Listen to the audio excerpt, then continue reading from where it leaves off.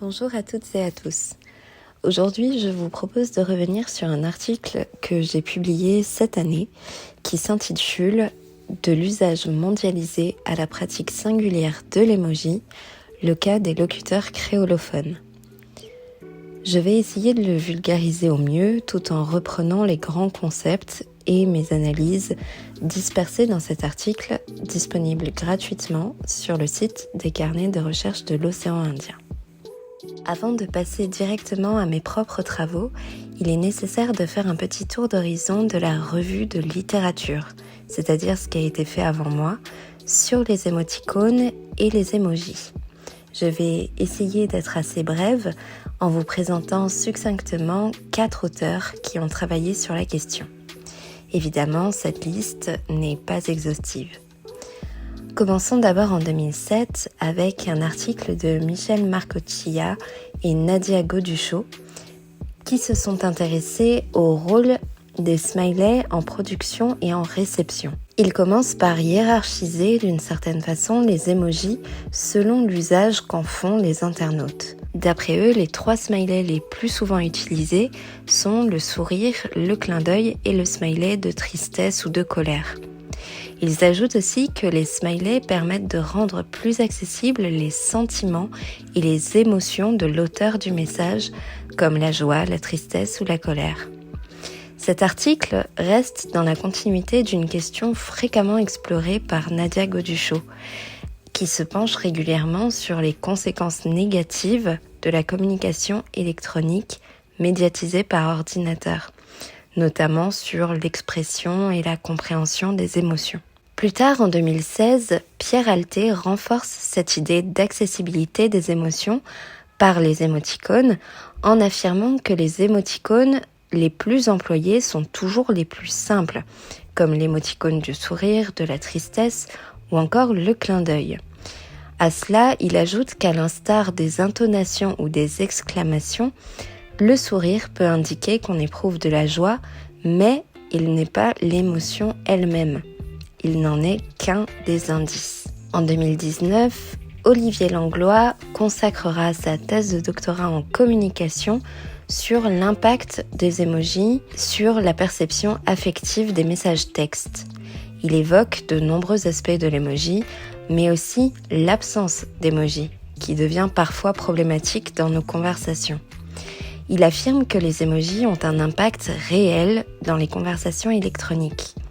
Par exemple, si j'écris à quelqu'un « je dois te parler de quelque chose », et s'il n'y a aucun emoji ou qu'un emoji négatif est ajouté, le récepteur se dit que la situation est négative.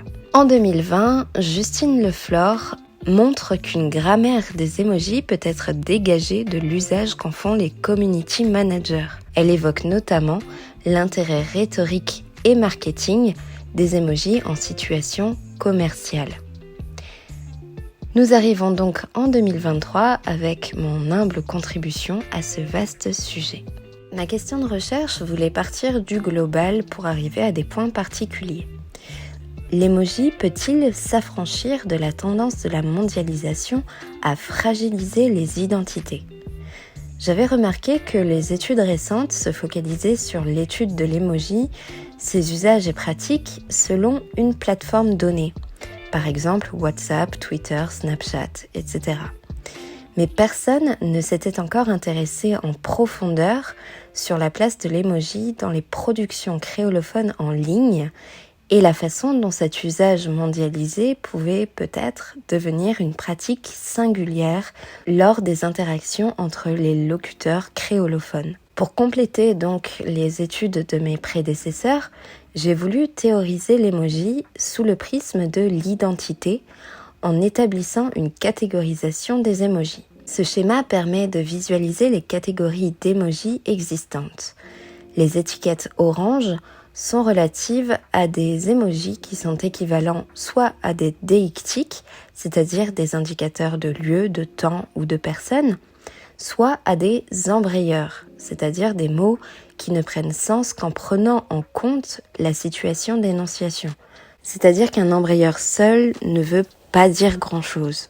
Cette première binarité des emojis témoigne d'ailleurs de leur aspect polysémique et de la possibilité de les utiliser de façon détournée, qui s'apparenterait par exemple à l'hyperbole, l'euphémisme ou l'antiphrase. 3 types d'héritiers du smiley ont également été repérés. Certains sont connotés positivement, d'autres négativement. Moi, c'est ce que j'appelle les émojis axiologiques et liés aux affects. Il s'agit donc d'un acte subjectif qui est utilisé par les internautes pour montrer leur émotion face à une publication. Enfin, nous appelons émojis anthropomorphes les pictogrammes qui représentent les utilisateurs et leurs réactions humaines. Ces émojis, jaunes à la base, peuvent être personnalisés selon le genre, la tranche d'âge, la couleur de peau et même les cheveux d'un individu. Mais l'utilisation de certains de ces émojis ne donne pas seulement des détails sur l'aspect physique d'une personne, ils peuvent devenir de véritables outils de revendication identitaire. Dans certains cas, ces émojis dépassent donc l'identité situationnelle. Je me suis donc attachée à ces deux côtés de l'émoji, sa forte attache à l'idée d'affect et en même temps à sa relation à l'identité. Mais il est important de rappeler que nous assistons aujourd'hui à un phénomène que nous appellerons la picturalisation de la langue par les émojis. Ils viennent également contester la célèbre formule de Nicolas Boileau qui dit que ce qui se conçoit bien s'énonce clairement. Car en effet, les émojis cachent parfois une part d'implicite, par exemple par le processus de l'ironie, qui peut être difficilement perceptible. On retrouve aussi des processus d'atténuation ou d'exagération avec certains émojis, par exemple ceux qui s'affichent à l'écran. L'utilisation des émojis par les internautes participe donc à la création de nouvelles attitudes langagières. À l'inverse de l'expression d'une pensée sans affect, l'utilisation des émojis exacerbe justement les dimensions affectives dans la production discursive. En effet, certains commentaires sont composés uniquement d'émojis, comme le montre l'image suivante. C'est dans cette forme de commentaire que les émojis atteignent le paroxysme de leur utilisation. Les locuteurs semblent penser que le pictogramme se suffit à lui-même. Pour comprendre comment la pratique de l'émoji peut devenir singulière sur un territoire donné, j'ai constitué un corpus qui se compose de 894 commentaires et 4145 réactions à des articles de la chaîne d'information réunionnaise l'info.re. J'ai retenu les 5 articles qui ont obtenu le plus de réactions par les internautes au cours du mois de septembre 2020. La proportion des réactions sur chacun des articles indique la préférence des internautes pour l'utilisation des émojis plutôt que la rédaction de commentaires. L'exemple le plus flagrant est illustré par le deuxième article qui compte 11 fois plus de réactions que de commentaires, c'est-à-dire 845 réactions pour seulement 80 commentaires. Ce qui est intéressant de relever ici, c'est que la mention « j'aime » n'a pas de lien direct avec l'appréciation de l'internaute. Il s'agit d'un symbole signifiant plutôt « j'ai vu ». Il s'agit là comme d'une marque du passage de l'internaute sur la dite publication qui reste majoritaire pour chaque article et constitue donc la réaction la plus utilisée par les internautes. En effet, parmi les 4145 réactions de notre corpus, la part des j'aime s'élève à 64%. En ce sens, la mention « j'aime » sur Facebook est l'exact opposé d'un énoncé performatif. Au sens strict, le verbe « aimer » qui est utilisé sur les réseaux sociaux ne signifie pas que les utilisateurs apprécient le contenu de la publication. Ces mentions permettent de faire exister, de laisser une trace de la présence de l'individu sur la page. Elles matérialisent en quelque sorte le passage de l'internaute. D'autres utilisations de l'émoji sont repérables. Le graphique qui suit présente la part des commentaires ponctués par un emoji pour chaque article. Il rentre donc en adéquation avec certaines recherches dont je vous ai parlé un peu plus tôt. Il y a encore d'autres utilisations dont nous pourrions parler. Mais revenons à notre sujet. Quelle pourrait être l'utilité de l'émoji sur un territoire plurilingue où deux langues seraient dans un système de domination de l'une sur l'autre. À La Réunion, on a longtemps parlé d'un système diglossique dans lequel le français serait la langue de l'administration, de l'école, du prestige. Elle est considérée comme plus sérieuse que le créole, qui serait plutôt réservé au cercle familial. L'emoji pourrait-il donc pallier à cette tension entre les deux langues ?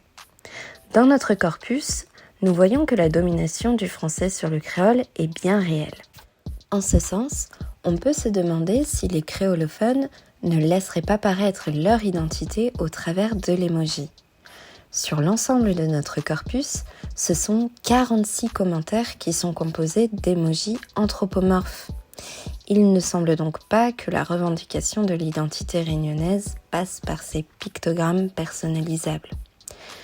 Pourtant, nous remarquons une tendance des utilisateurs à utiliser ces émojis anthropomorphiques lorsqu'un sujet évoque l'île de la Réunion de façon directe. Il fallait donc aller à la rencontre des locuteurs. Cette enquête directive a été réalisée dans le but de comprendre la façon dont les Réunionnais peuvent revendiquer leur identité à travers les émojis. 36 réponses ont été collectées. L'âge de la majorité des répondants va de 26 à 35 ans. 29 répondants sont des femmes. La majorité des répondants utilisent le plus fréquemment les 3 émojis suivants. 2 de ces émojis sont liés aux émotions des internautes. Il peut s'agir de leur réaction face à un contenu et donc de l'expression de l'acte perlocutoire, c'est-à-dire l'obtention de certains effets par le fait de dire quelque chose. L'autre émoji le plus utilisé par les répondants est le symbole du pouce levé. Cet émoji s'apparente à un pictogramme axiologique. Il s'agit de l'expression de la subjectivité de l'internaute qui illustre son appréciation d'une publication. Ces émojis ne comportent donc que très peu d'indices sur l'identité des créolophones. Cependant, la dernière question de notre enquête démontre que 28 répondants sur les 36 personnes interrogées utilisent des émojis relatifs à leur île. Le drapeau réunionnais est le plus répandu. On le trouve au sein de 13 réponses, alors que pourtant il ne s'agit pas d'un drapeau officiel. Majoritairement, il s'agit de pictogrammes comparables à ce que Christian Germanaz nomme la nomenclature typifiante relative à l'île de la Réunion. Les émojis utilisés pour évoquer l'île de la Réunion se conforment aux stéréotypes de l'insularité, comme le montre le tableau suivant. La Réunion serait donc associée au volcan, au soleil, à l'émoji de l'île déserte et de l'île avec un parasol, du cocotier et des vagues. Ce relevé est intéressant car on peut voir aussi que la représentation collective de la Réunion se situe plutôt sur son littoral et non pas sur l'intérieur de l'île qui n'est représentée que par le volcan. Mais pour plus de détails sur la représentation de la Réunion, je vous conseille plutôt d'aller jeter un œil du côté de ma thèse. Finalement, j'ai essayé de vulgariser au mieux cette recherche en omettant volontairement certains détails trop techniques. Cette première étude au sujet de l'utilisation des émojis dans un contexte plurilingue a permis de trouver certains éléments de réponse quant au phénomène de diglossie qui s'opère sur les réseaux sociaux numériques, mais aussi à la question des représentations identitaires. Elle se voulait être un état des lieux et une ouverture pour de futures recherches. J'ai d'ores et déjà écrit un nouvel article consacré uniquement à l'étude de l'usage du français et du créole sur les réseaux sociaux numériques. Il devrait sortir en début d'année 2024 et s'intitule « Entre pratiques déclarées et usages linguistiques sur les réseaux sociaux numériques, les pratiques langagières des Réunionnais ». Je vous remercie d'avoir écouté cette vidéo et vous laisse tous les liens relatifs à mon travail dans la description.